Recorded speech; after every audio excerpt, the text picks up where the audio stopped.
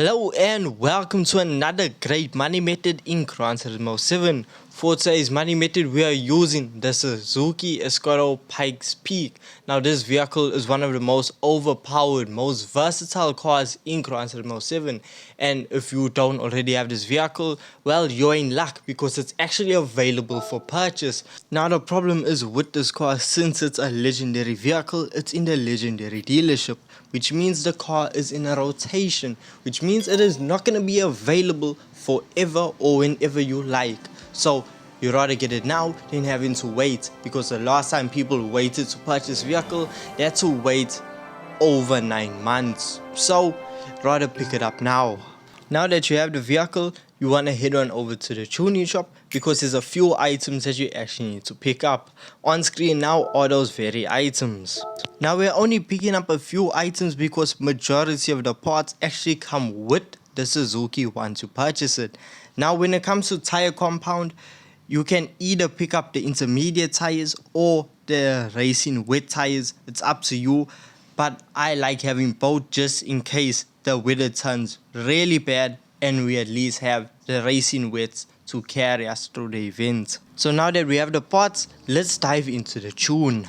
What I am going to do now is start a brand new sheet and just take you along with me as we work with the tune so you don't miss anything out. So when it comes to tire compound, we're going to start on racing hards, but since we have the intermediate tires as well as the racing wets, depending on when the rain comes and how severe it actually is, we know we are covered in all fronts when it comes to that. Your suspension differential as well as your torque vectoring differential play no part in the adjustments of your performance points level, so you can really just tailor the vehicle to your likings, or you could just copy my settings.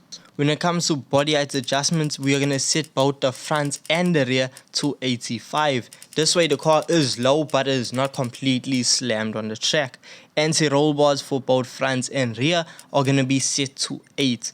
This way the car is still a lot stronger and more stiff compared to its standard form. When it comes to the damping ratio compression as well as the damping ratio expansion, we aren't going to touch that and we're just going to leave it as it is. So natural frequency. Natural frequency, we're going to set the front and the rear to 4.85. Now the reason we aren't touching anything dampening ratio wise is because I think the car actually just sets up quite well. For the negative camber angle, in the front we're going to set it to 1.5 and in the rear we're going to set it to 1.7. Toe angle, we're not going to touch it because in my eyes it's actually really good.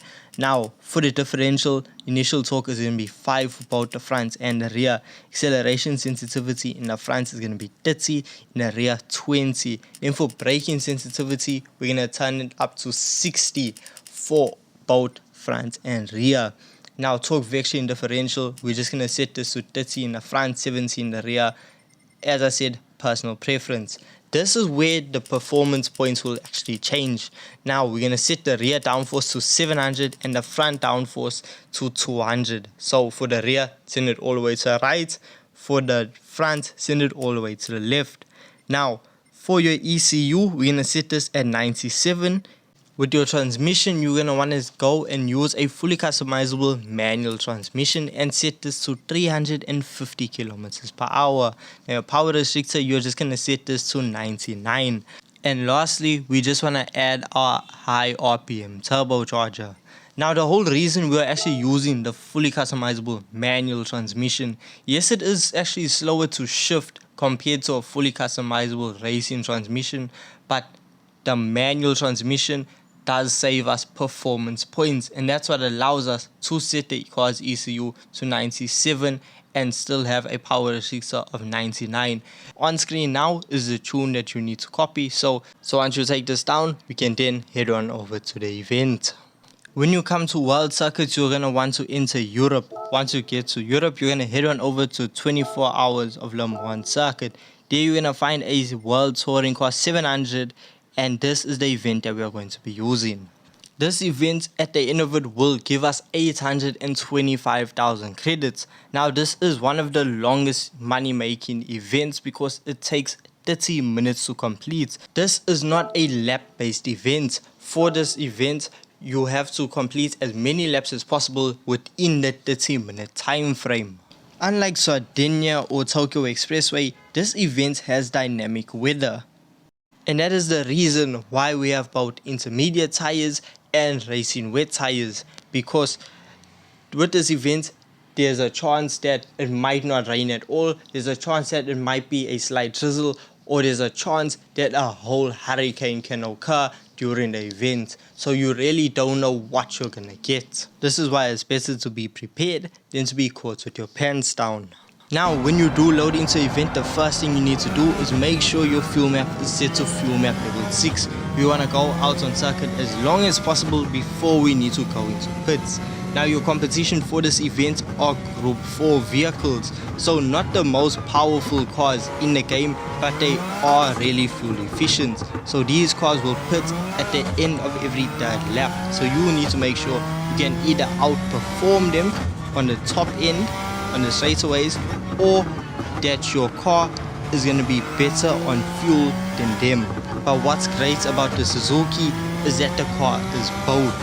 On the straightaway, the car is able to do over 315 kilometers per hour on fuel map level 6. I'm currently not doing that because I collided with an AI vehicle. I took some damage and that just really slows your vehicle down. But as you can see, I was doing under 300. But once the damage dissipated, the car was back on its top form and was able to accelerate and reach over 300 kilometers per hour. This car is insanely fast, especially if you add things like slipstreaming, then the car really just propels forward.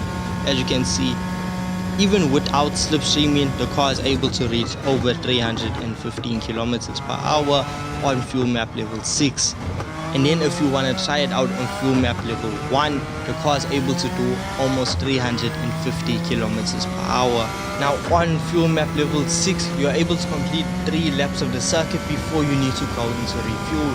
If you set it to fuel map level 1, at the end of your second lap, you're going to have to go into refuel. Now the fastest lap I was able to set on fuel map level 6 was a 3 minute and 49 second run.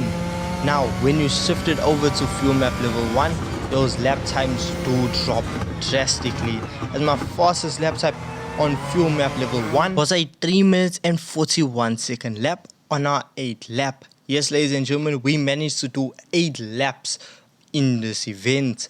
Now most of the fastest vehicles in the game can only do 7 laps of the circuit. There are very few vehicles that can actually do 8, and the Suzuki Escuadro Pikes Peak Special is one of those very few. Off my head I can only think of 3.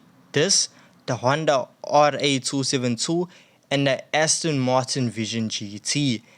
Those cars are some of the fastest cars for this event. So this is the 700 performance point setup for the Suzuki V6 Escuadro Pikes Peak Special. And if you're looking for another money method that is the fastest in the game, well, lucky for you, it also uses the Escuadro Pikes Peak, and it is on screen right now if you want to go and watch it. So thank you so much for watching, thank you so much for your time, and I'll see you in the next one. Peace.